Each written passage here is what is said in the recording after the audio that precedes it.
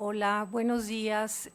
Gracias por la asistencia aquí en sala y por supuesto la gente que se ha conectado a través del Zoom y del Facebook de Itinerante. Pues el día de hoy daremos inicio a nuestra sesión, la sesión que corresponde al mes de junio de Itinerante. El día de hoy tenemos a Ismael Jiménez Gómez, que nos va a dar una charla sobre saberes jesuíticos en las fronteras americanas, los recursos naturales de la Chiquitania, colonia, en la obra de José Sánchez Labrador. Y tendremos los comentarios de Guillermo Gilde, que es uno de los grandes especialistas en saberes jesuitas. Les pido mil disculpas por el retraso que tenemos, pero ya saben ustedes, este tema de las tecnologías, así es. Y sin más preámbulo, pues les quiero hacer la presentación de Ismael. Él es licenciado en estudios latinoamericanos, maestro y doctor en Historia por la Facultad de Filosofía y Letras de la UNAM. Recibió la Medalla al Mérito Universitario Alfonso Caso por sus estudios de maestría en Historia. Fue colaborador del proyecto PAPIT, Religiosidad Nativa, Idolatría e Instituciones Eclesiásticas en los Mundos Ibéricos, Época Moderna, adscrito al Instituto de Investigaciones Históricas.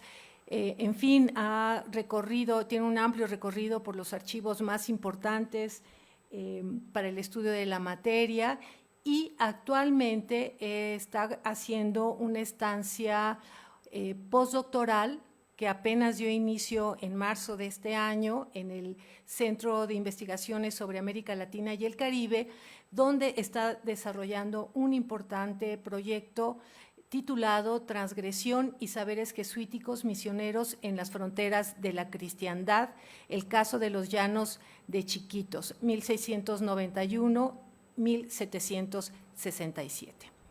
Y como les comentaba, pues Guillermo Gilde, él se hará cargo el día de hoy de comentar el trabajo de Ismael Jiménez. Él es licenciado en Ciencias Antropológicas por la Universidad de Buenos Aires, doctor en Antropología por la misma universidad, es investigador del Consejo Nacional de Investigaciones Científicas y Técnicas y profesor de la Universidad Nacional de San Martín. Él pues cuenta con una amplia publicaciones, artículos sobre etnohistoria guaraní, misiones jesuíticas, música, arte y fronteras coloniales en Sudamérica. En el 2009 publicó el libro Religión y Poder en las Misiones Guaraníes, que recibió el Premio Iberoamericano de Latin American Studies Association, entre otras distinciones. Es un querido colaborador, también debo de decir, del CEICH, con quien hemos publicado ya, vamos en el tercer libro. En fin, él ha tenido muchos premios, ha sido profesor invitado en muchas universidades en América y Europa, y actualmente ahorita está en Alemania. La dinámica que nosotros normalmente llevamos en el seminario es pues darle un tiempo a Ismael Jiménez, ¿no?, para que exponga su trabajo, 40 minutos. Después vendrían los comentarios de Guillermo Gilde, entre 20 y 25 minutos.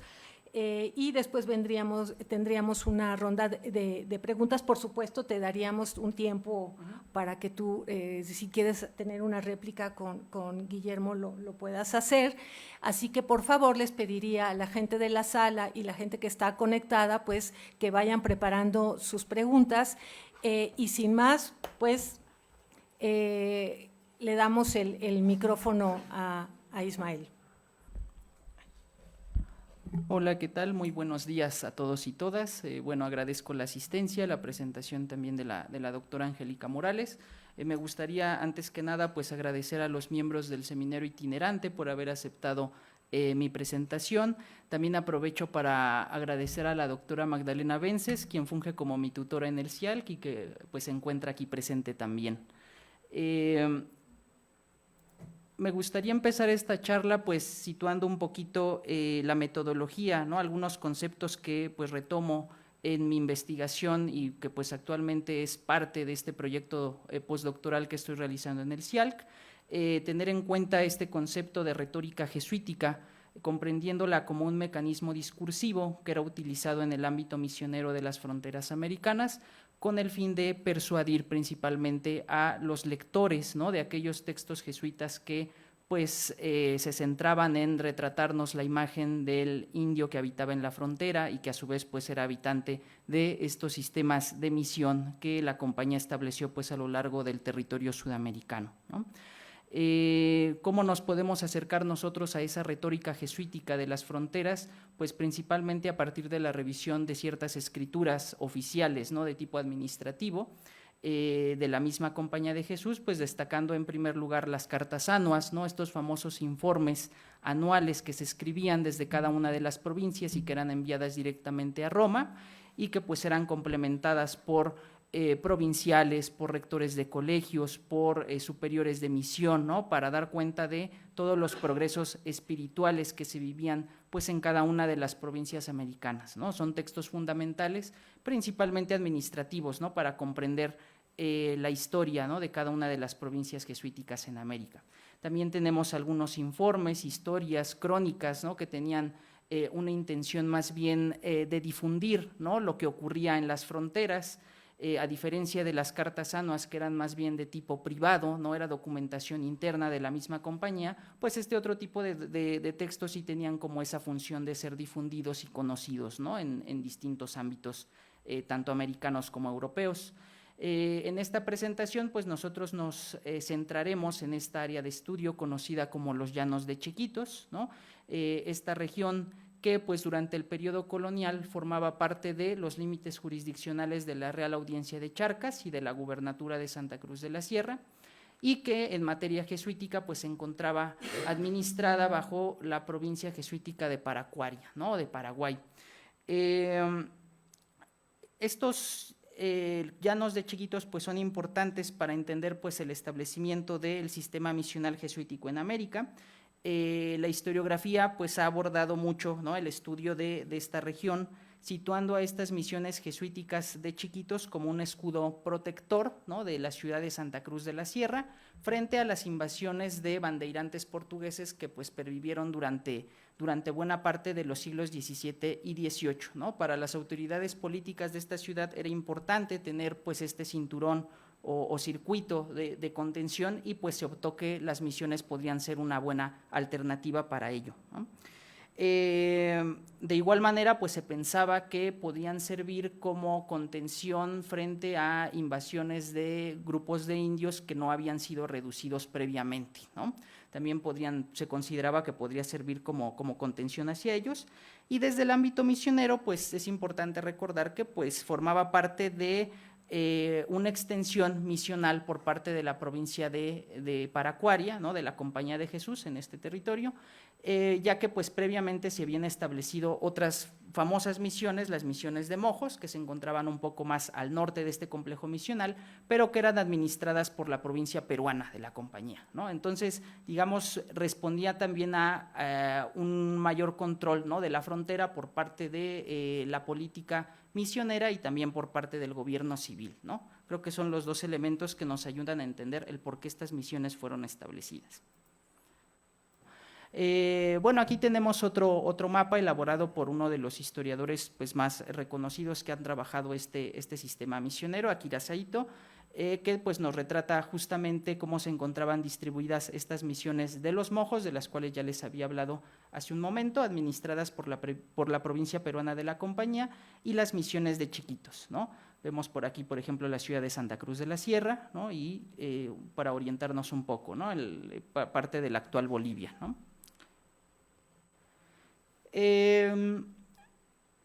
La intención también de esta presentación pues, es dar cuenta de algunas construcciones discursivas referentes a aquellas cualidades físicas y morales de los indios reducidos en la frontera chiquitana, pues, tomando como principal referencia la obra de José Sánchez Labrador. Específicamente esta sección, ¿no?, titulada como Diario de viajes al país de los chiquitos, desde la reducción de Belén de indios Guaycurús, el cual a su vez se encuentra en una obra de mayor envergadura, en una crónica titulada El Paraguay Católico, ¿no?, escrita entre los años de 1769 y 1776 por dicho jesuita durante su periodo de exilio, ¿no?, en Italia.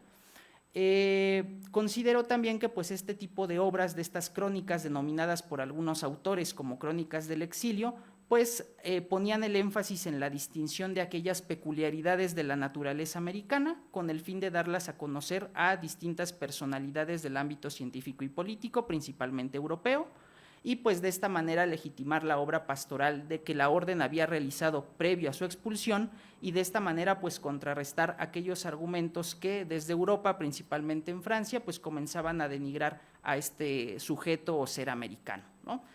Partimos desde esa idea y pues también metodológicamente recupero este concepto de saberes jesuíticos de la frontera, el cual pues fue establecido por el doctor Guillermo, que aquí nos acompaña, en una serie de libros y de artículos que él ha escrito, destacando pues principalmente este libro de Saberes de la Conversión, que pues es una obra colectiva en donde distintos autores a partir de sus propias experiencias de trabajo en el tema de la misión jesuítica, pues recuperan este concepto de saberes jesuíticos, comprendiéndolos como un conjunto de conocimientos que eran útiles para contrarrestar aquellas opiniones y paradigmas europeos que establecían pues estas limitaciones y carencias con las que fueron calificadas los sujetos americanos desde Europa, ¿no? También un libro más reciente, por ejemplo, de los saberes jesuitas en la primera globalización, coordinado por la doctora Angélica Morales, aquí presente, Cintia Reding y Jaime Marroquín, en donde pues se retoma mucho este concepto y uso del saber, ¿no?, y estableciendo un poquito esta relación que tenía o que podía tener con el dominio colonial, ¿no?, igual en distintos ámbitos. Uno de ellos podía ser claramente la frontera americana, ¿no? Me gustaría también mucho destacar esta relación muy estrecha entre el uso del saber y el dominio colonial, sobre todo pues retomando a este famoso autor alemán Arndt Brendeck, que en el libro Imperio y Información, en donde pues él establece, ¿no?, esta relación estrecha entre el saber y su emanación, que pues derivaba directamente de un dominio colonial que buscaba pues describir, ¿no?, de forma fiable aquello que se consideraba lejano, ¿no?, es decir, el reconocimiento del otro que habitaba en la frontera americana, ¿no?, esto por poner un ejemplo. Y pues recordar que pues, las bases también de estas ideas pues retoman muchos de estos registros sistemáticos que eran impulsados desde la burocracia real, ¿no?, más allá de lo que a los jesuitas les interesaba mostrar, ¿no?, es decir, hablamos de procesos que son más amplios, ¿no?, durante el periodo colonial.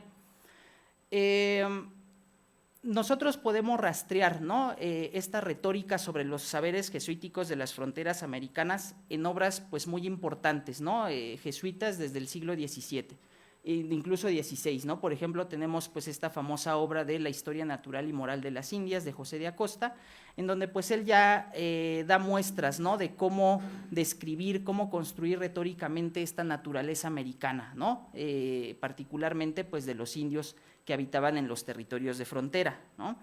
En esta obra, publicada en 1589, pues se destaca mucho esta importancia de que los misioneros debían adquirir la información y el conocimiento suficiente que pues les permitiera actuar en su labor misionera, ¿no? Era una labor previa a la evangelización, ¿no?, incluso Acosta así lo establecía, ¿no? Era necesario conocer a ese otro sujeto americano para posteriormente evangelizarlo, ¿no? En ese sentido podríamos también señalar que pues estas intenciones retóricas de conocer un poco más sobre los saberes indígenas pues también partían de cierto orden providencialista, ¿no? El objetivo principal era buscar la evangelización, ¿no?, al menos para este periodo.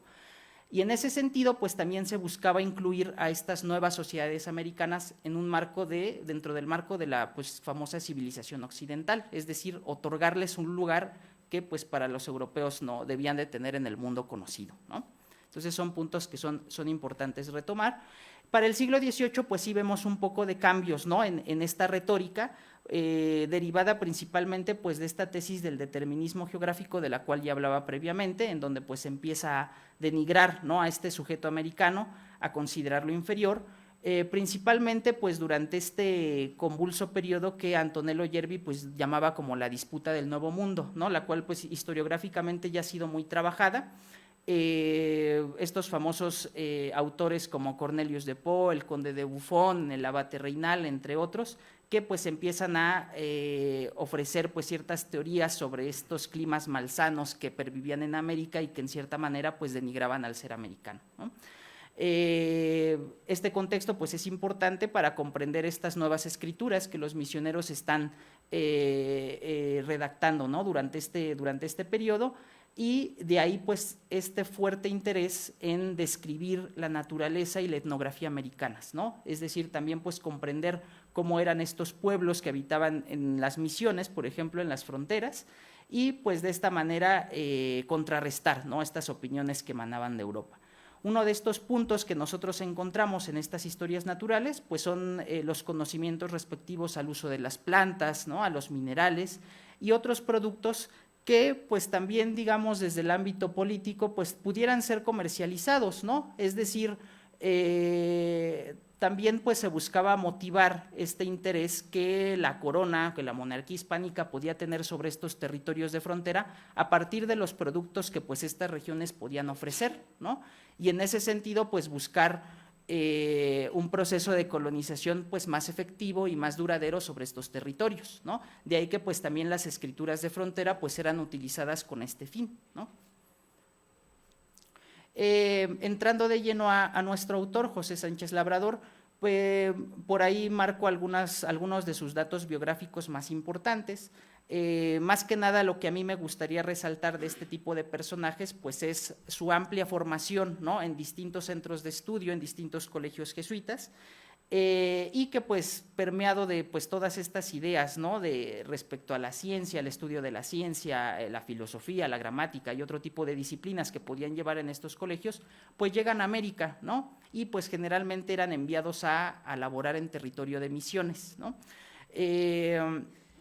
Uno de los puntos más importantes para comprender la obra de Sánchez Labrador es, por ejemplo, situarnos en el año de 1734, que es cuando es enviado a América, específicamente a la provincia jesuítica del Paraguay, en la expedición encabezada por este famoso procurador Antonio Machoni, que pues justamente tenía esta intención como de reimpulsar la llegada de nuevos operarios misioneros a pues territorios, podríamos llamar hostiles en cuanto a este problema constante que representaban o que siempre representaron los bandeirantes portugueses y que pues era necesario ponerle pues un control más efectivo a este territorio, ¿no? desde el ámbito de las misiones. Y bueno, también pues destacar que Sánchez Labrador durante su estadía en este territorio va a ocupar también cargos importantes, es decir, no se trataba de cualquier misionero, sino también pues era un sujeto que pues tenía un amplio conocimiento también en temas relacionados a la labor educativa de la compañía en estos territorios, ¿no? más allá del espectro misionero. Esto también nos explica el por qué nosotros podemos acercarnos a estudiar con mayor claridad o nitidez a ciertos personajes, ¿no? Es decir, las fuentes nos dan para ello, a diferencia pues de otros misioneros que pues es más difícil de rastrear, ¿no? Sobre todo pues cuando uno visita los archivos jesuitas. Destacar también que pues dentro de la labor pastoral de Sánchez Labrador pues sobresale su trabajo entre los indios en Bayás y Guanás, estas parcialidades indígenas de la familia guaraní que pues van a representar una extensión, ¿no? de estas famosas misiones guaraníticas que ya existían desde el siglo XVII y que pues prácticamente van a marcar pues el final de esta experiencia misionera, porque pues la expulsión jesuítica de 1767 ya la tenía ya muy cerquita, ¿no? Entre sus principales fundaciones pues se destaca la misión de Nuestra Señora de Belén sobre el curso del río Ipané, desde la cual pues va a partir a realizar este famoso viaje a las misiones de Chiquitos, la cual pues dará título a este famoso diario que él va a escribir, ¿no? Un viaje que pues va a realizar en el año de 1766 y que posteriormente pues se incluiría en la obra del Paraguay católico, ¿no? Y bueno, como ya les señalaba, al regreso de este viaje justo se va a encontrar con la emisión de la pragmática sanción y pues va a vivir exiliado en Ravenna hasta su muerte en el año de 1798, ¿no? Respecto a la obra El Paraguay católico, escrito como ya les había indicado entre 1769 y 1776, afortunadamente es una obra que se puede consultar desde la virtualidad, ¿no? Pues los manuscritos se encuentran completamente digitalizados en el fondo reservado de la Real Academia de la Historia de España, Hay también ediciones ya publicadas, ¿no?, de esta obra, cabe mencionar. Ya tienen sus respectivos años estas ediciones, y bueno, para este trabajo yo decidí utilizar el manuscrito original. Y pues digamos que la estructura de esta obra pues prácticamente se basa en estos tópicos, ¿no? En primer lugar, habla sobre el trabajo pastoral previo que los jesuitas habían realizado entre los indios guaraníes. También habla sobre experiencias que no tuvieron un fin agradable para la compañía, como el caso de la fallida reducción entre los indios chiriguanos, estos indios también muy famosos desde la retórica jesuítica por esta, pues sí, supuesta belicosidad, ¿no?, que mantuvieron durante muchos años y que pues prácticamente derivado de esa supuesta belicosidad no habían sido reducidos, ¿no? El apartado sobre las misiones de Chiquitos y Mojos, y también un apartado un poco más particular de él sobre el trabajo pastoral que realizó con algunas parcialidades guaraníes, como es el caso de los Eyihuayeguís, las misiones en el Chaco y las fronteras australes, ¿no?, misiones entre los Pampas, Puelches y Patagones, es decir, se extiende todavía más a la labor misionera que la compañía también estaba realizando en territorios más australes, ¿no?, lo cual pues nos da cuenta de que es una amplia obra que pues nos permite comprender muchas de estos progresos espirituales, de experiencias fallidas, no solo de las misiones de jesuitas entre guaraníes, sino también entre otras regiones todavía más australes, ¿no? Y bueno, ahí tenemos una pequeña cita respecto a cómo él describe esta provincia o país de los indios comúnmente llamados Chiquitos, ¿no? Entonces, por ahí nos habla de las características del terreno, nos hablas, por ejemplo, sobre los ríos, ¿no?, que servían para comunicar a cada una de las misiones, las distintas provincias que colindaban con este territorio, ¿no?, y pues también siempre como que resaltando esta estrecha relación que estas misiones podían tener con las famosas misiones de guaraníes del Paraguay, ¿no?, y que posteriormente pues retomaré un poquito ese punto. La sección respecto a las misiones de Chiquitos en la obra del Paraguay católico, pues Sánchez Labrador la abre presentándonos este mapa, ¿no?, que él dibuja sobre esta provincia, y en el que pues podemos ver pues elementos tanto geográficos como naturales muy interesantes. Podemos ver la ciudad de Santa Cruz de la Sierra, los ríos, ¿no?, las misiones que pues para ese momento previo a la expulsión llegaron a ser hasta 10, y también nos marca pues algunos elementos bastante curiosos, como por ejemplo los lugares en donde ciertos jesuitas fueron martirizados, ¿no?, apunta por ahí el lugar exacto en donde fueron martirizados por algunas parcialidades indígenas, y pues me parece que resulta bastante sugerente, ¿no?, cómo inicia este apartado con este mapa, ¿no?, para ubicarnos en el lugar. Ahora bien, ¿qué elementos retóricos nosotros podemos encontrar en la pluma de Sánchez Labrador, ¿no? Al ser pues también una presentación pues limitada en cuanto al tiempo, pues decidí seleccionar algunos de ellos, ¿no?, relacionados más que nada con este concepto de saberes jesuíticos de las fronteras, y que también pues nos permite distinguir a estas escrituras que ya son, digamos, escrituras jesuíticas escritas desde el exilio, y que nosotros podemos hacer ciertas distinciones respecto a las escrituras previas, ¿no?, por ejemplo del siglo XVI o XVII. En primer lugar, en la obra de Sánchez Labrador vemos un interés bastante concreto por conocer pues el sentido de este nombre general con el que se reconocía las parcialidades chiquitanas. Es decir, este nombre de Chiquitos pues realmente era una construcción retórica, ¿no?, pues construida a partir de esta visión jesuítica, agrupando una serie de parcialidades indígenas con distintas lenguas, ¿no?, que pues realmente eran bastantes, y que de ahí pues aparece este proceso de etnificación que también por ahí el doctor Guillermo lo ha trabajado en algunos de sus artículos, libros.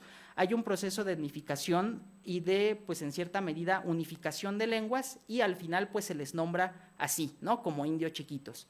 Y Sánchez Labrador nos da una respuesta bastante clara del por qué se les llama así, ¿no?, e incluso él lo reconoce. Por ejemplo, en obras previas, ¿no?, de esta región, es un poco más difícil rastrear este tipo de sentidos, ¿no?, que se le da a esta cuestión lingüística, ¿no? Entonces, por ahí él señala que los españoles les dieron este nombre principalmente por la fábrica de sus chozas, ¿no? Que eran chicas y de puertas tan estrechas y bajas que era necesario casi arrastrarse para entrar en ellas, ¿no?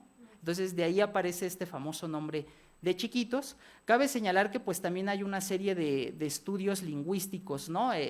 Antropológicos incluso de el origen de este famoso nombre, que pues por ahí nos hablan de que también había una relación por ahí con cierto fenómeno de esclavitud, ¿no? Es decir, grupos guaraníes de mayor cantidad poblacional, pues a veces tenían ciertos esclavos, ¿no? Que pertenecían a estas parcialidades y que de ahí fueran denominados como esclavos chicos, ¿no?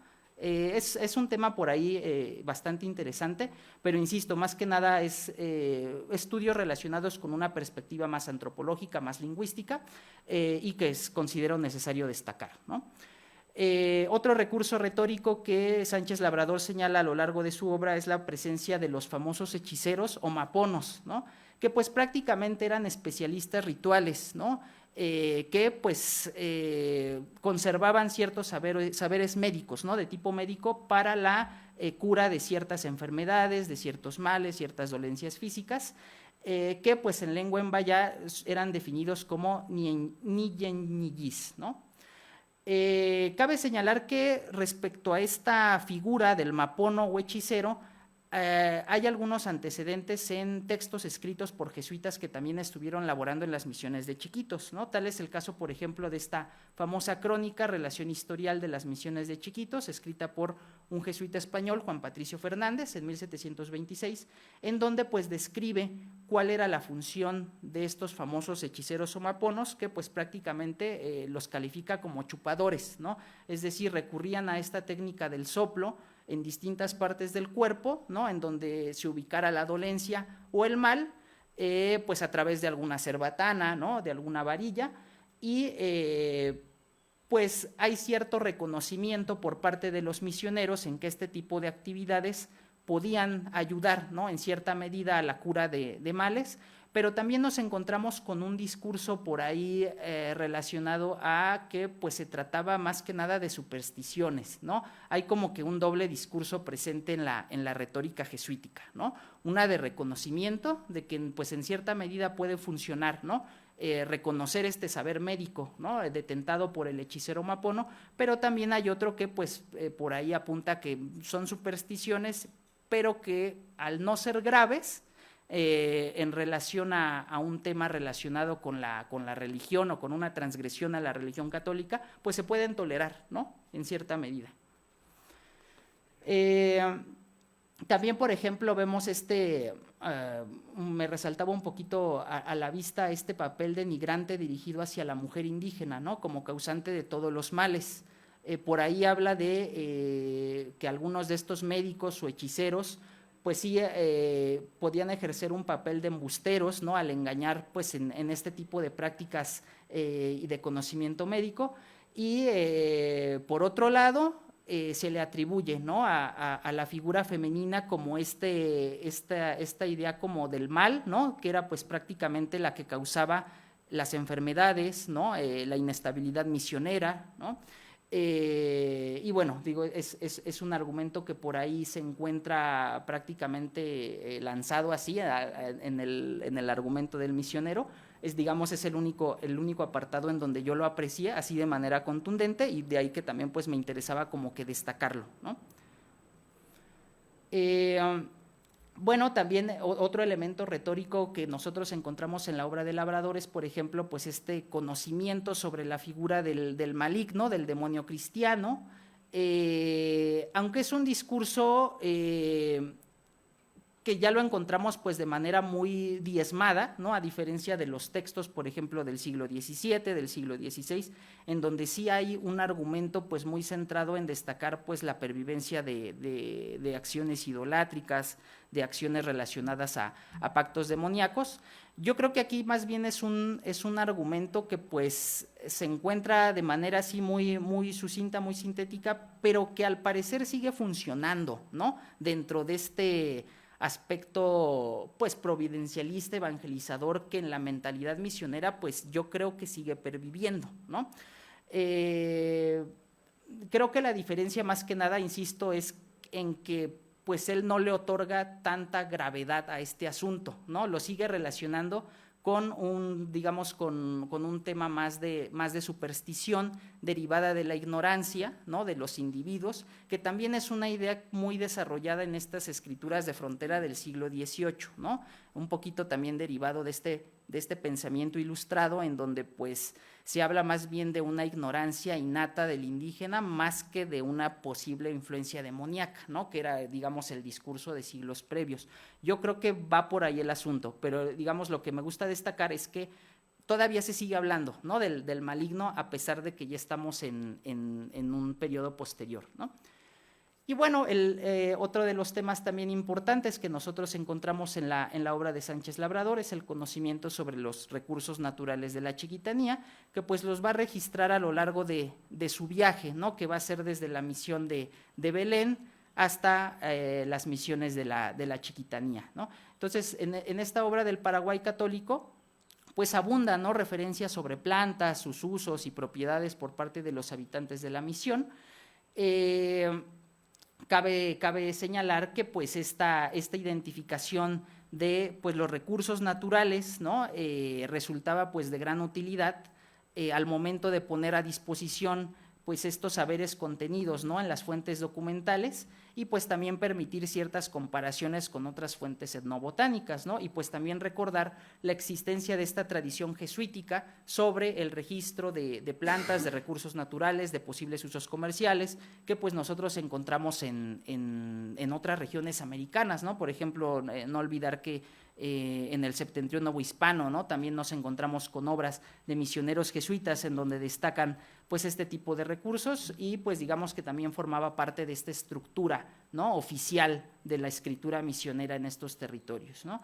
Y bueno, también podríamos señalar que algunas de estas bases intelectuales para dar cuenta de estos recursos pues se encontraban en la historia natural y moral de Acosta, ¿no?, principalmente en el libro quinto, en donde nosotros encontramos un esquema de cómo se podrían enumerar cada uno de estos recursos, destacando su importancia, ¿no? Bueno, respecto al viaje de Sánchez Labrador al país de los chiquitos desde la misión de Belén, pues es un viaje que él va a comenzar el 10 de diciembre de 1766 en compañía de 3 indios guaraníes y 2 indios embayás, y pues lo destacable de este viaje es que él lo va a hacer pues a través de esta famosa región conocida como el Pantanal, que nosotros podemos revisar ahí en el mapa de la diapositiva, ¿no?, que es un humedal de 150,000 kilómetros cuadrados aproximadamente, y que se ubicaba en la cuenca alta del río Paraguay. Es decir, pues se podría decir que esta región pues era la frontera, ¿no?, entre ambos sistemas misioneros, entre las misiones guaraníes y entre las misiones de la Chiquitanía, y que pues él va a realizar esta empresa, ¿no? Cabe señalar que desde años antes esta empresa, digamos, viajera ya se había intentado, ¿no?, pero pues prácticamente era una empresa que fracasaba constantemente, pues derivado de las condiciones geográficas y naturales de estos territorios, ¿no? Siempre había habido un interés por conectar ambos sistemas misioneros por parte de la provincia del Paraguay, ¿no?, de la Compañía de Jesús. Entonces va a ser hasta este momento cuando se logra esa empresa, y pues Sánchez Labrador va a llegar a esta famosa misión de la Chiquitanía, conocida como Santo Corazón de Jesús, también una misión que se establece en Chiquitos ya muy tardíamente, en el año de 1760, y que justamente se establece con este fin, ¿no?, para conocer un poco más las fronteras, ¿no?, que separaban a ambos sistemas misioneros. Y bueno, a lo largo de esta sección sobre las misiones de la Chiquitanía contenidas en el Paraguay católico, pues nosotros podemos encontrar pues estas descripciones de distintos recursos naturales, ¿no?, que permean a lo largo de la obra. La mayoría de ellos con fines pues digamos terapéuticos, pero también algunos otros que pues ayudaban como que a solucionar las necesidades básicas y que formaban parte de esta cultura material de los indios que habitaban en misión, ¿no? Allí les puse algunos ejemplos en la tabla, por ejemplo el famoso árbol del vestido, ¿no?, que pues prácticamente era utilizado como un lienzo para hacer ropa. Un árbol, por ejemplo, de nombre pisoé, cuyo fruto era utilizado como un remedio terapéutico, principalmente para dolores en los ojos, dolores de garganta, dolores de estómago, ¿no? Y pues también una gran diversidad de palmas, ¿no? Que vivían en la región de la Chiquitanía y pues de las cuales se sacaban muchos usos, ¿no? Provechosos, por ejemplo, para tejer canastas, ¿no? Cosas semejantes, ¿no? Por ejemplo, utilizadas para la cocina, ¿no? Entre otros, ¿no? Y pues también destaca el consumo de algunas bebidas, ¿no? Fermentadas de los frutos de estas palmeras, ¿no? Por ahí Sánchez Labrador apunta, ¿no? En el diario de viajes al país de los chiquitos también encontramos registro de otro tipo de productos naturales, como por ejemplo el famoso árbol aloaiche, ¿no? En donde destaca mucho este parecido que tenía con su fruto, el parecido que tenía con la naranja, ¿no?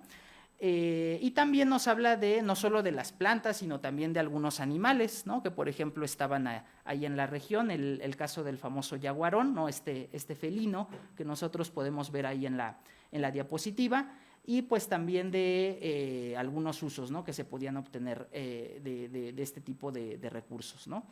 Otros árboles, como por ejemplo el árbol guamigo, ¿no? Cuya resina y hojas eran utilizadas también como un remedio terapéutico. Y algunos ejemplos más, por ejemplo, árboles parecidos a la higuera, cuyo también pues su fruto era relevante, sobre todo por la bebida hidratante, ¿no? Que servía sobre todo durante las épocas de mayor calor. Y en fin, ¿no? Otros árboles también cuya resina pues era usada como remedio terapéutico, ¿no? Y cabe señalar que a lo largo de su discurso, Sánchez Labrador pues siempre insiste mucho en esta parte de que todos este tipo de productos bien podrían ser utilizados para ser comercializados, ¿no? Y de esta manera pues también impulsar la economía de estos territorios, ¿no? Me gustaría concluir con algunas reflexiones finales a lo largo pues de esta charla que hemos platicado. En primer lugar, pues destacar este asunto de los saberes y conocimientos indígenas creados en las fronteras americanas, ¿no? Como un proceso de invención de saberes que pues permitían dar a conocer particularidades, beneficios, bondades útiles que ofrecía la naturaleza americana, pues siempre también teniendo en cuenta los posibles intereses políticos y misioneros, ¿no? Para destacar cada uno de ellos. También pues establecer que estas descripciones nos ayudaban a establecer pues ciertos marcos civilizatorios que determinaban prácticas y conocimientos que se podían valorar, preservar o erradicar, ¿no? También pues destacar que estos textos derivados de la pluma jesuítica conformaron un espacio de experiencias, ¿no? Entre los indios de la misión y los mismos misioneros, pues dejando en claro los saberes y conocimientos que allí se generaban, ¿no? Sobre todo aquellos que pues se destacaban y que se preservaban más, ¿no? También comprender pues que estas escrituras de la frontera representaban un lugar intermedio entre el orden letrado y las vivencias de las regiones americanas. Esto es importante, ¿no? Es decir, estamos hablando de textos que son escritos por sujetos que vivieron la experiencia misionera, ¿no? Lo cual pues también lo hace diferente de otro tipo de textos administrativos, ¿no? Emanados desde la misma compañía. Y bueno, en el caso de ejemplos, ¿no? De particulares, como es el caso del jesuita Sánchez Labrador, pues se puede ver que siempre se puntualizaba en esta observancia, en la propia experiencia, para destacar aquellas virtudes ofrecidas por la naturaleza americana y el conocimiento de sus habitantes, ¿no? Y en ese sentido, pues englobando todas estas ideas, pues pienso que la escritura, ¿no? de estos saberes de frontera, pues también servía como un medio legitimador de la experiencia misionera, principalmente durante el periodo del exilio jesuítico, ¿no? Tomando en cuenta que también estamos hablando de jesuitas que fueron exiliados y que pues escribieron sus obras pues prácticamente en Italia, ¿no? Principalmente. Yo con eso concluyo. Muchas gracias.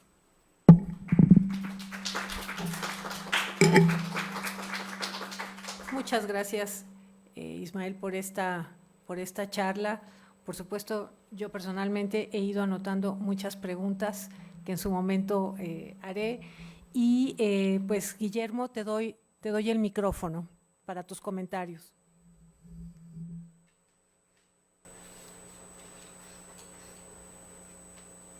Hola, buenos días, buenas tardes. ¿Se me escucha, verdad? Sí. ¿Se me escucha?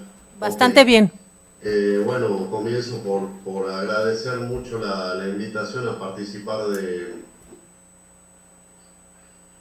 esta reunión. Yo creo que siempre son muy fértiles y estimulantes estas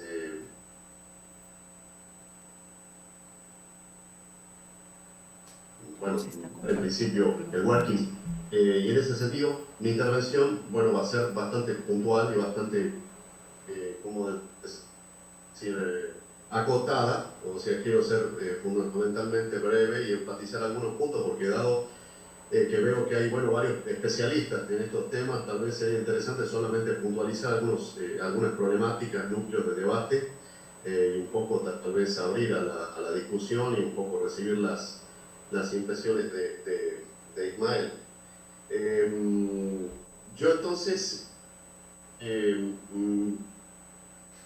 limitaría a señalar 3 puntos, tal vez puntos sobre los que habría que volver en la discusión, que están señalados en el texto, tal vez no de manera muy explícita, y por eso creo yo que hay que hacerlos más explícitos. Y por otro lado, tal vez volver sobre algunas cuestiones del texto. Entonces, me pareció que en primer lugar era útil plantear cuestiones de orden conceptual para la discusión.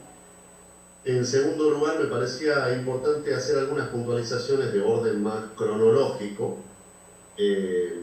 Ya voy a entrar más en detalle sobre a qué refiero por esto. Y el tercer punto que me parece importante es más de orden metodológico, y ya entrando más específicamente en la producción, en la obra del jesuita José Sánchez Labrador.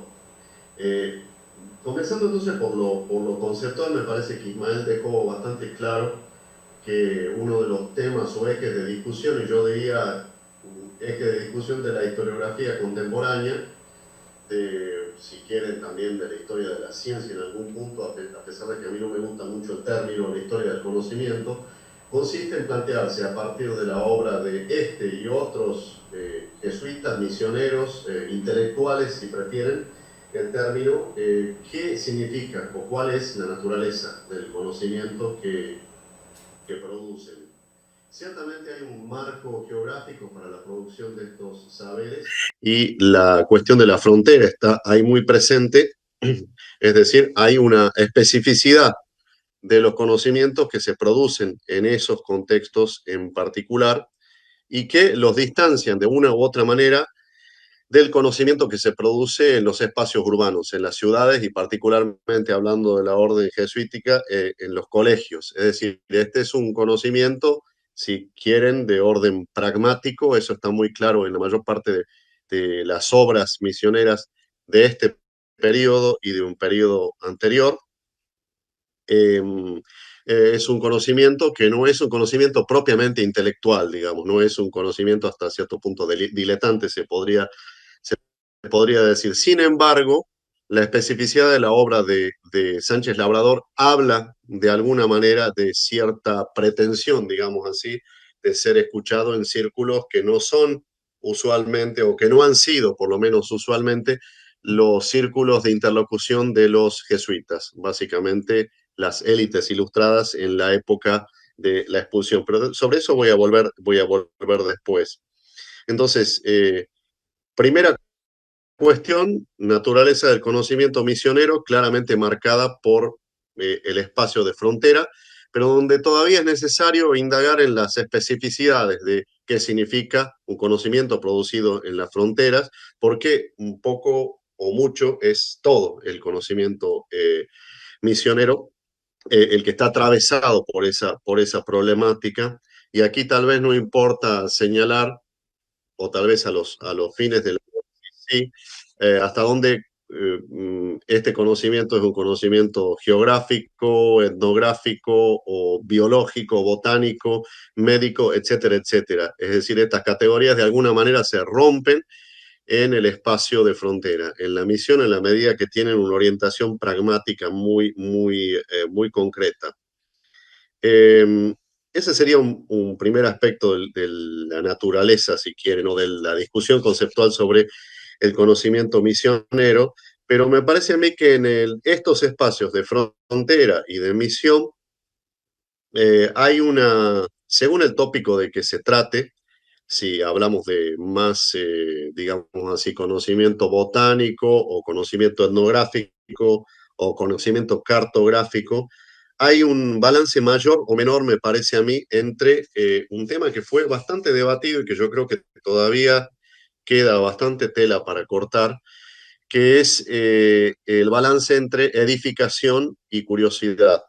Eh, bueno, estoy retomando un poco la discusión que hace en torno de las etnografías misioneras Charlotte de Castelnau-Lestual, en donde, bueno, pone un poco en el centro la discusión en torno a cómo se construye una retórica jesuítica mayormente escrita, en donde hay, digamos así, eh, momentos en los que se manifiesta más un carácter edificante. Cualquier tipo de escritura jesuita lo es, especialmente las cartas anuas que viene de mencionar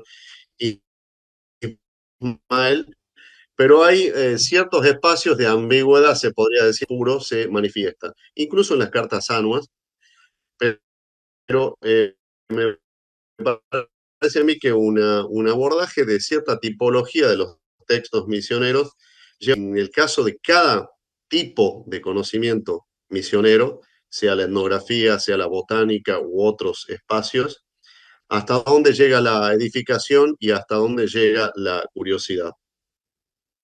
Y me parece a mí que ese es un punto a tener en cuenta en la lectura de cualquier texto misionero, especialmente hasta, yo diría, hasta antes de la expulsión de los jesuitas.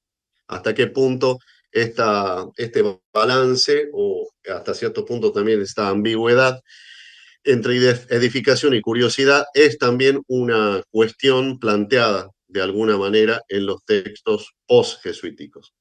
Ese sería el primer conjunto de señalamientos relacionados con lo conceptual que me parece a mí que has mencionado, Ismael, pero tal vez habría que volver sobre una puntualización más específica sobre algunos de estos núcleos de discusión. ¿Por qué lo planteo? Porque en definitiva tus interlocutores somos los especialistas en la historia de la ciencia jesuítica o de los conocimientos misioneros en general o de los saberes, si preferís, en la época moderna y la primera ilustración. Y me parece a mí importante puntualizar estas problemáticas de manera mucho más explícita, mucho más específica, como problemáticas que están en el debate y que muchas veces en la descripción como problemática, pero yo señalaría esto como un primer punto a discutir. Segunda cuestión, la cuestión cronológica o la cuestión de la periodización me parece aquí que debería ser objeto de discusión, me parece a mí. Podríamos ampliar esta cuestión porque si el tema son las historias naturales producidas por los misioneros a lo largo de aproximadamente 2 siglos, culminando con la obra de este jesuita, de Sánchez Labrador, y de otros jesuitas que escriben historias naturales yo creo que hay un contraste bastante grande en esa línea larga de tiempo entre las historias naturales producidas en el siglo XVI. La culminación tal vez sea la obra de José de Acosta, que mencionaste, que citaste, y las historias naturales producidas 2 siglos después, o casi 2 siglos,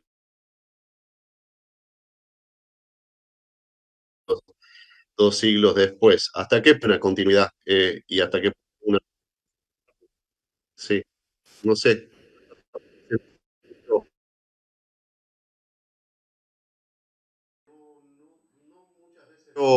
Reparada en los especialistas que trabajan sobre estas líneas de tiempo amplia. Y, por ejemplo, el trabajo de Andrés Prieto sostiene una continuidad de 200 años. Yo no estoy para nada de acuerdo con esa. Visionary Scientist es un libro que ya tiene 10 años, pero donde sostiene como conclusión que efectivamente hay una tradición heredada de historias naturales y de exilio jesuítico, es que tanto los interlocutores como los tipos de saberes manifiestos en esos textos han cambiado bastante sobre, bueno, concretamente qué visiones, pero claramente Acosta está bastante informado en una cierta o bíblico que progresivamente desaparece en la mayor parte de las historias naturales eh, eh, de periodos posteriores. Una puntualización que debe explorarse en los textos mismos y que traigo acá como, como parte de la discusión que quería Ismael, Angélica y a los aquí presentes. La tercera cuestión es de orden metodológico. Y aquí tal vez sea el punto en donde haya que entrar Sánchez Labrador y preguntarnos hasta qué punto la obra de Sánchez Labrador, la gran ellos, el propio Furlong, como una verdadera enciclopedia, digamos, y más recientemente también Miguel de Azúa planteó, bueno, que es parte de un proyecto enciclopédico. Entonces, ¿hasta qué punto está este tipo de escrito o esta figura en particular, Sánchez Labrador, es excepcional o singular o original? ¿Hasta qué punto reproduce esquemas preexistentes que vemos también en otros autores inmediatamente anteriores y coetáneos de Sánchez Labrador? Por eso me parece a mí muy importante, y esto te lo señalo porque hay varios proyectos actualmente de publicación y de análisis de la obra de Sánchez Labrador, el más reciente, vinculado con el hallazgo de Sánchez Labrador, que apareció en la Hispanic Society. Sí. ¿No se me escucha?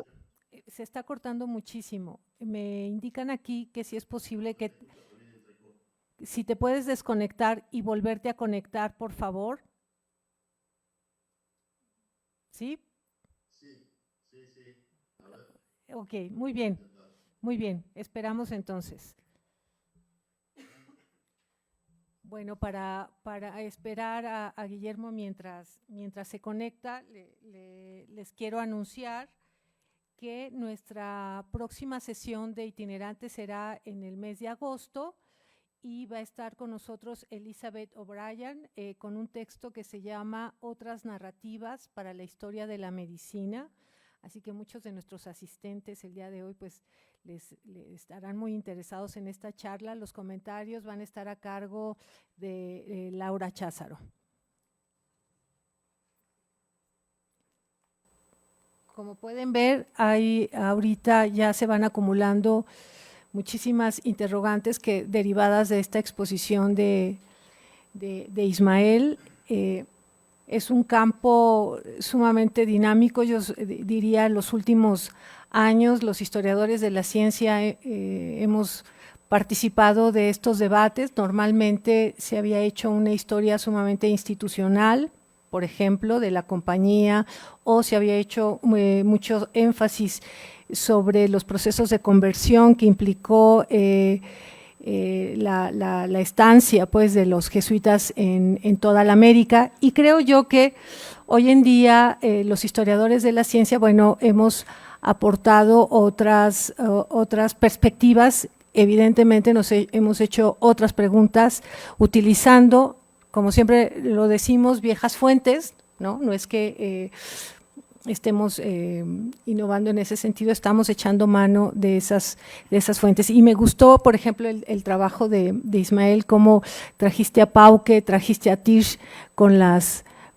imágenes que ahí nos pusiste, y bueno, pues ahí está todo una beta que habrá en los próximos años que profundizar sobre la importancia de estos diarios de viaje, de estas historias naturales, etcétera, donde también fueron muchas de ellas acompañadas de ilustraciones y sobre todo estas ilustraciones que se hicieron después del 67, cuando se expulsan a los jesuitas de las Américas.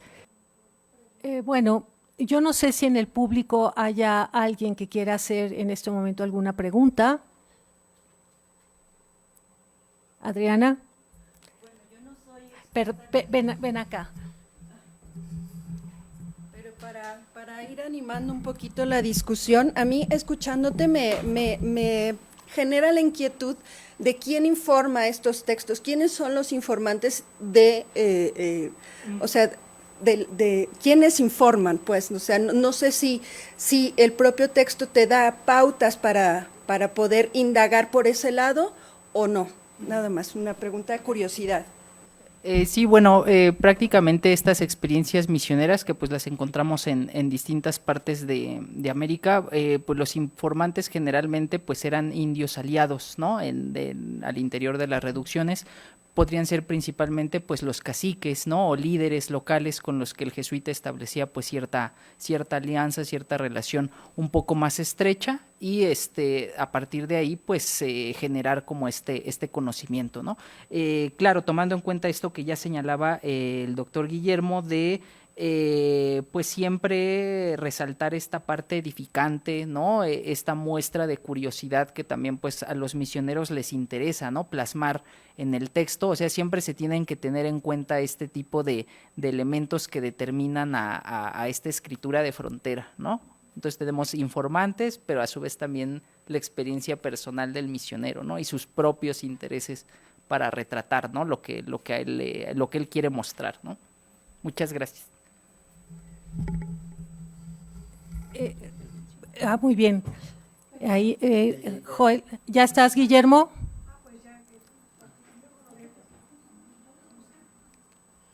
Gracias.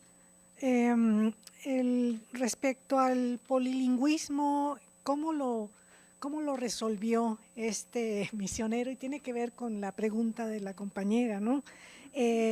Pues sobre todo para la misión y el ministerio de los sacramentos. Entonces, a mí me queda esa gran duda porque mencionaste pues que viajaba con dos tipos de naturales, o que supongo yo que también eran intérpretes. Eso. Vamos a juntar otra pregunta. Pepe, si pudieras hacer tu pregunta. La verdad es que era exactamente la pregunta que me hacía. Es decir, Sánchez de Labrador hemos visto, según nos ha contado Ismael, que viajó con un total de 5 acompañantes indígenas, de 3 de una etnia y 2 de otra, y mi pregunta era exactamente esa. ¿Hay noticias o él mismo reconoce explícitamente esto? ¿Sabemos si las funciones de ellos eran las de productores e intérpretes o algo más? ¿Conocemos algo más de estas 5 personas que viajan también, aunque ellos no aparezcan en el diario de una manera tan explícita como su autor? Aide, por favor. Gracias, Pepe. 3, le damos oportunidad a que responda Ismael y después abrimos otra ronda de preguntas. Buenos días y buenas tardes, según estén, a todos. Sí, yo también tenía 2 preguntas. Una más relacionada, porque me quedó la duda, Ismael, obviamente hace un registro escritural para ese momento, pero lo escribe y lo publica cuando regresa a Europa, ¿o no? Es decir, que ahí también habría que, para mí, problematizar 2 momentos. El del registro de la escritura, y digamos, lo tiene Michel Desserteaux, en el sentido de no es lo mismo recordar, aunque tengas un registro escritural, etnográfico, y como ya lo mencionó Guillermo Wilde, sino, y también hacerlo desde el otro lugar. Aunque haya escrito haciendo el viaje, rehacerlo implica un doble momento. Eso por un lado. Y la otra que quería preguntarte, incluso pensando en el libro de Christoph Giudicelli sobre fronteras movedizas y la cuestión de las epistemes y que también tiene que ver con esto último que te preguntaban de los diversos grupos y las diversas lenguas y la digamos, la interculturalidad, digo, es un término de ahora, pero cómo coexistían esos grupos es también importante, y por eso hablo de lo de Giudicelli, porque estas fronteras, digamos, son múltiples o tienen múltiples dimensiones, en un sentido de que hay una frontera mucho más en el sentido jesuítica, como tú la señalabas, entre diversos, como grandes grupos, entre guaraníes y de la Amazonía y otros, y estos chiquitos, y las fronteras que podrían haber establecido esos mismos grupos o intercambio entre ellos. Si de eso se da cuenta también en este relato, ¿no? Y la otra, finalmente, si tú consideras que a partir de esos relatos que se escriben tiempo después, no en el momento, hay una ampliación o una retracción de la propia frontera. Es decir, incluso en el sentido en el que te lo preguntaba Guillermo, de si, o sea, son escrituras de frontera, aunque no se escriben desde ahí, pero se reescriben en otro lugar. Entonces, si eso se ha modificado entre el tiempo de la estancia y el tiempo en que se publica, y si hay estos cambios, o sea, si la frontera, como digamos que no existe necesariamente sí establecida como tal, pero existe tanto geográfica como simbólicamente y lingüística. Entonces, como que problematizar incluso la propia noción de frontera y cómo cambia o no a partir del relato, o si hay un impacto del relato otra vez sobre ese territorio después de que es publicado, digamos, registrado por otros jesuitas en el terreno. Gracias. Guillermo, ¿estás de acuerdo en que responda Guillermo? Guillermo, ¿estás de acuerdo en que responda Ismael y después te doy la palabra? Me perdí un debate muy interesante. Muy bien. Sí, bueno, respecto a este asunto de la lengua que se relacionan las dos primeras preguntas, sí hay que recordar también la escritura, pues, de ciertos artes de la lengua, ¿no? Para este tipo de regiones, ¿no? Para el caso de las misiones de chiquitos. Generalmente, pues, la solución es agrupar o retomar aquella lengua que era, pues, mayormente hablada, ¿no? En donde la que era, digamos, la que componía el mayor grupo poblacional. Y pues justamente sí, Sánchez Labrador hace referencia de estos personajes que lo acompañan justamente como informantes, o sea, sí, él sí lo manifiesta, ¿no? De esa manera, que pues son indios aliados que también le ayudan de informantes y que a su vez ellos conocen a esas parcialidades indígenas que pues hasta ese momento los jesuitas no habían conocido, ¿no? Y a lo largo del camino del viaje, pues él señala que hay, también relacionándolo un poquito con la tercera pregunta, sí hay relaciones interétnicas, ¿no? Presentes entre los grupos de estas regiones.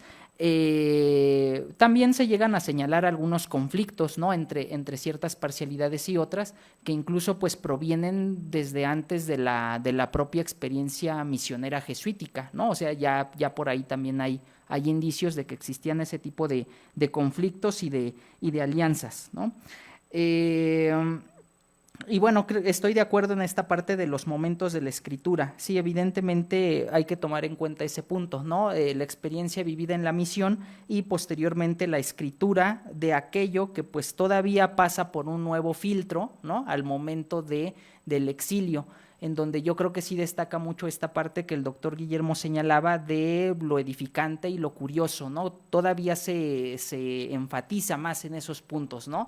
Incluso podríamos señalar en aquello que llama más la atención, ¿no? Que puede llamar más la atención a un público europeo que está leyendo también este tipo de obras, ¿no? Entonces yo creo que sí, estoy de acuerdo en ese punto de que pues la escritura es cambiante y que sería conveniente profundizarlo, ¿no?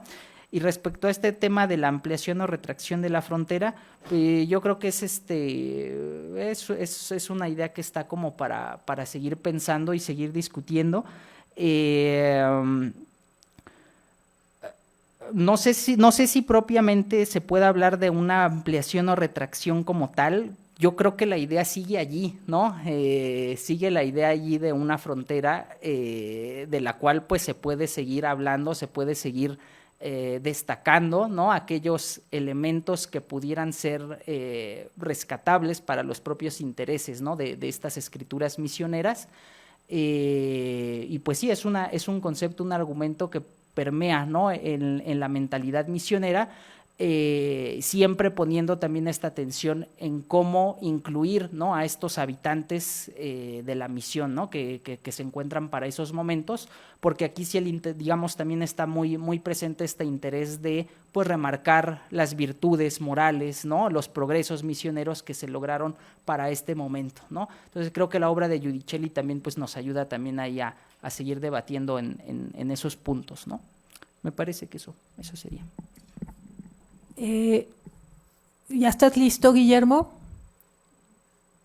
Sí, eso espero. Adelante. No sé cuánto tiempo, pero veo que perdí un debate interesante acá con las otras intervenciones, pero simplemente quería retomar el último punto del que lo resumo de la siguiente manera. Es necesario en cualquier investigación sobre Sánchez Labrador en particular, texto intertextual. Como decía antes, hay en los últimos años varios proyectos de transcripción y análisis de la obra de Sánchez Labrador. El último está en marcha por un grupo de Alemania, de la Universidad de Augsburgo, que, bueno, localizaron,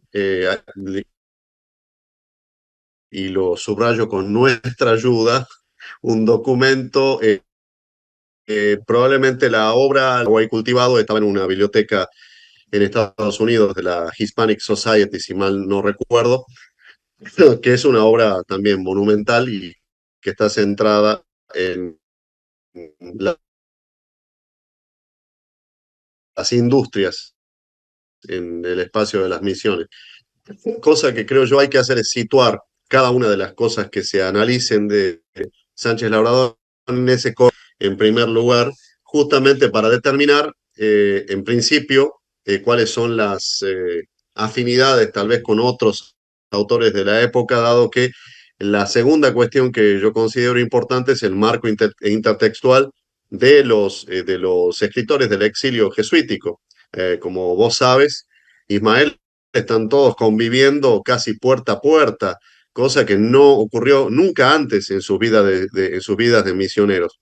Es decir, que hay una circulación de informaciones, un acceso a bibliotecas, etcétera, etcétera, que más allá de la situación terrible del exilio, digamos, era bastante cómoda en términos intelectuales. Es decir, estaban todos subsidiados, Milei les hubiera hecho un recorte radical, este, pero bueno, broma aparte, hay un marco intertextual que yo creo que es necesario retomar, porque justamente para determinar hasta qué punto es una obra que se escapa al canon, que es una obra especial o singular, y en qué, en todo caso, es especial y singular. Bueno, esos serían los tres puntos que quería marcar, básicamente el de orden conceptual, el de orden más cronológico, típicamente referido al género historia natural, y bueno, hasta qué punto uno podría preguntarse, el Paraguay católico es una historia moral también, en la medida que se dedica básicamente a las costumbres. Y el Paraguay el Paraguay cultivado, que sería la tercera parte de la enciclopedia, a su vez compuesta por cuatro. Hasta qué punto, bueno, es algo que se inscribe en la época, especialmente en la época en que era redactada, es decir, proceso de, si quieren, revolución industrial, o por lo menos un contexto que se plantea toda una discusión en torno del desarrollo y de las industrias, y que tiene un sentido analizar en ese contexto particular. Bueno, yo creo que acá entonces puedo parar y en todo caso ampliamos después.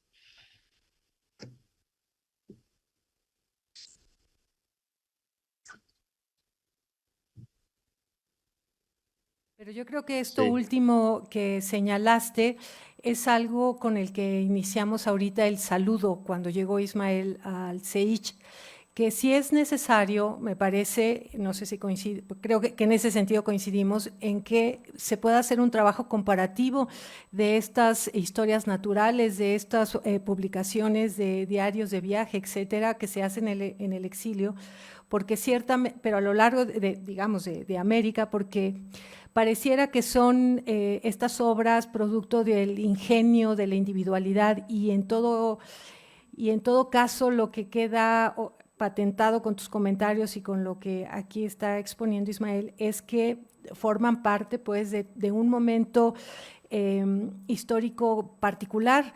Es interesante él cómo nos muestra los dibujos de Pauque y de Tisch. Estos se hacen en el retorno de estos jesuitas a República Checa, es decir, no fue gratuito que se hicieran estas reconstrucciones iconográficas, ¿no? Entonces, sí creo en ese sentido que tenemos pendiente pues hacer un análisis comparativo en serio, ¿no? de este punto, y en ese sentido también de no ver estas obras como producto de la individualidad, sino en todo caso de un proceso colectivo, ¿no? que tiene… Si me permitís agregar solo un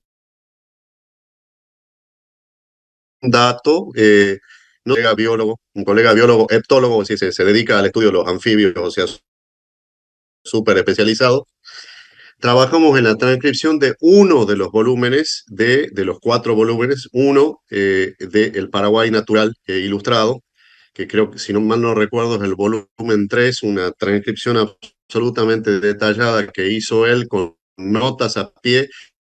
Y él se dedicó, el colega biólogo, yo fundamentalmente trabajé en la contextualización de la obra y figura de Sánchez Labrador, pero este colega se dedicó a chequear cada una de las citas y los dibujos que incluyó Sánchez Labrador en el Paraguay Natural. Y su conclusión fue que copió absolutamente todo, es decir, que no hay nada, digamos así, original en la obra. Bueno, a mí me pareció un poco la mayor riqueza de Sánchez Labrador, tal vez no esté en el conocimiento biológico que aporta, por lo menos, al estudio de los anfibios, del texto, en donde relata los usos que los indígenas hacen de esos bueno,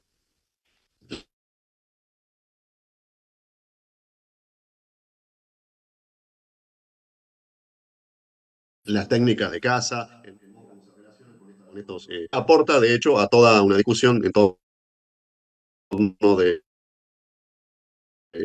la relación hombre-animal. Simplemente agregaba eso. Ya estamos apalabrando. Muy bien, Guillermo. Muy bien. Yo no sé si haya preguntas en la gente que está conectada. Si pueden levantar su manita. ¿No? Si está conectada. A ver, ¿está conectada? No. Entonces…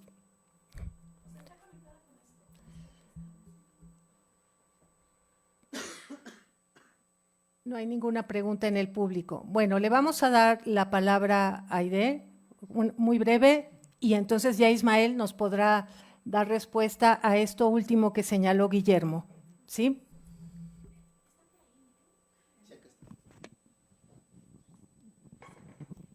Sí, nada más señalar algo que me llamó la atención y que tiene que ver con todo esto que se está diciendo. Bueno, 2 cosas. Una es que él viaja muy joven, o sea, tiene 17 años cuando viaja a América y se forma, digamos, en la propia América. O sea, está en Buenos Aires o en Argentina, en lo que hoy conocemos como Argentina, digamos, formándose. Entonces, ahí también habría algo, pues, como de ese orden de que tiene una como una cierta formación desde acá, aunque después vuelva. Y el otro punto, y tenía que ver con lo que señalaban tanto Angélica como Guillermo, en el sentido de que al volver estaban en estas discusiones con otros jesuitas, si también había jesuitas que vinieran de Oriente, en esos mismos lugares, o sea, que es también un discurso mucho más global, o pensándose con otras conexiones, incluso pensando, por ejemplo, ahora en el propio texto de Valentín Mudimbe sobre la invención de África y el sentido también de ciertas misiones allá. En fin, como que habría que verlo en estos puntos mucho más de una historia más global de cuando regresan los jesuitas y están ubicados, y Angélica también hablaba de estos otros que están en República Checa, en fin, ¿no?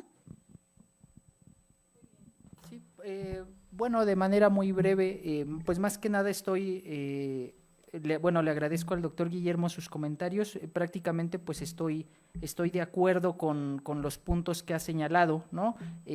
Profundizar pues en algunas de estas cuestiones metodológicas, cronológicas, e incorporarlas en el texto, ¿no? Me quedo mucho con este asunto de marcar pues este balance entre edificación y curiosidad, justamente también pues comprendiéndolo desde los contextos mismos en que estos textos están siendo escritos,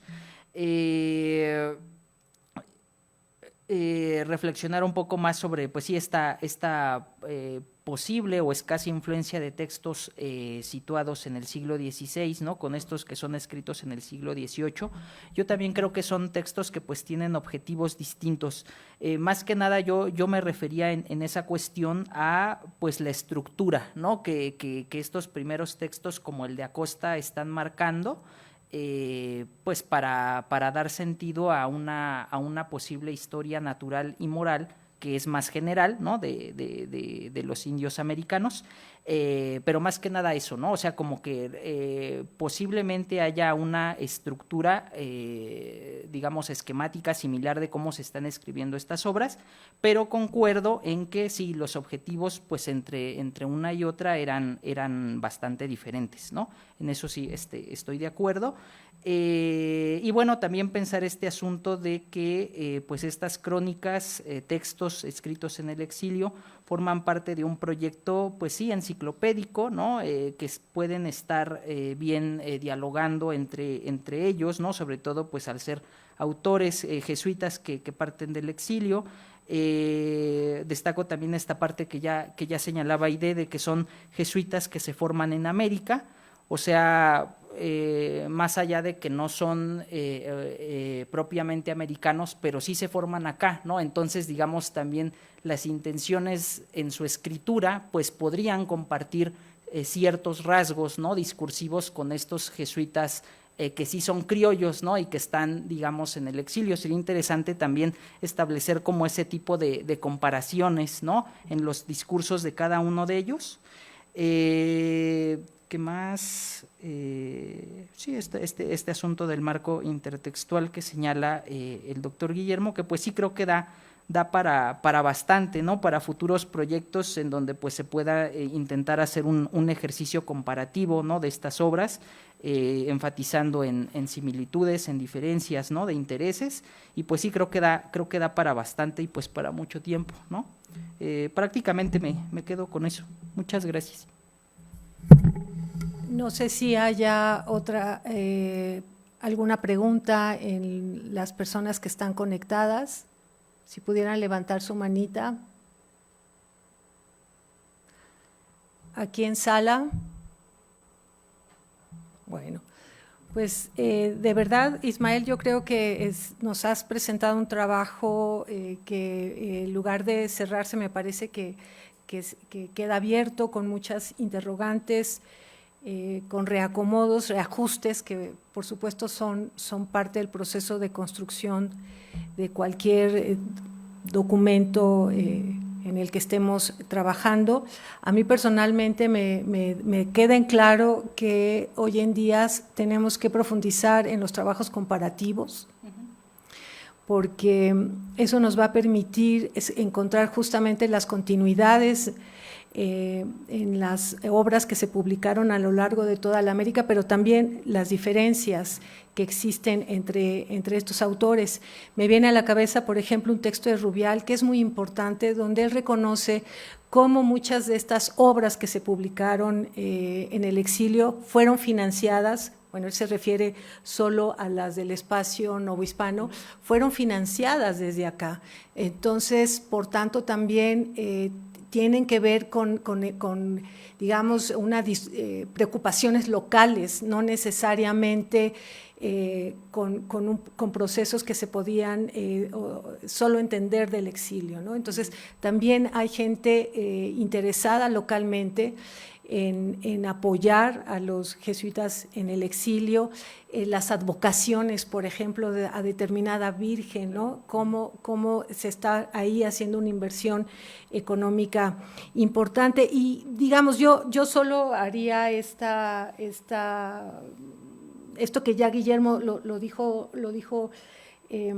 bastante bien, siempre hay una tensión cuando analizamos las fuentes jesuitas, porque claro, entre lo edificante y la curiosidad, ¿no? ¿Dónde te colocas? ¿Dónde colocas al sujeto que está escribiendo? Siempre es una complejidad, y yo creo que a veces cuando utilizas este elemento de recursos retóricos, formas retóricas, a veces como que siento que no nos ayuda muchísimo, ¿no? Entonces, quizás si exploraras esta otra manera de dar cuenta de cuando es claro cómo hay un propósito edificante de esta otra dimensión mucho más pragmática, descriptiva, ¿no? Ya sea de los recursos,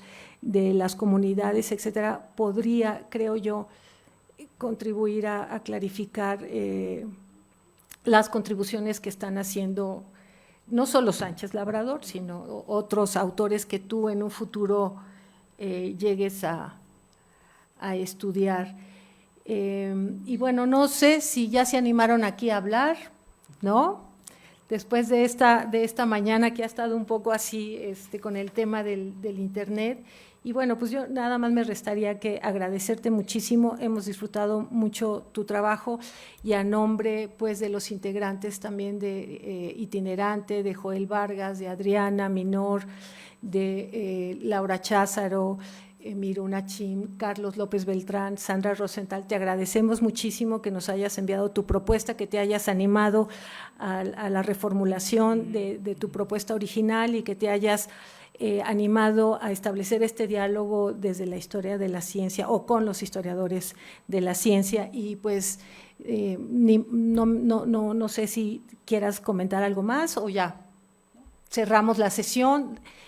Agradecemos a la gente que estuvo conectada por Zoom, y pues nada, que estén listos para nuestra siguiente sesión de agosto. Muchísimas gracias. Gracias a la gente del CEICH también, que estuvo apoyándonos el día de hoy.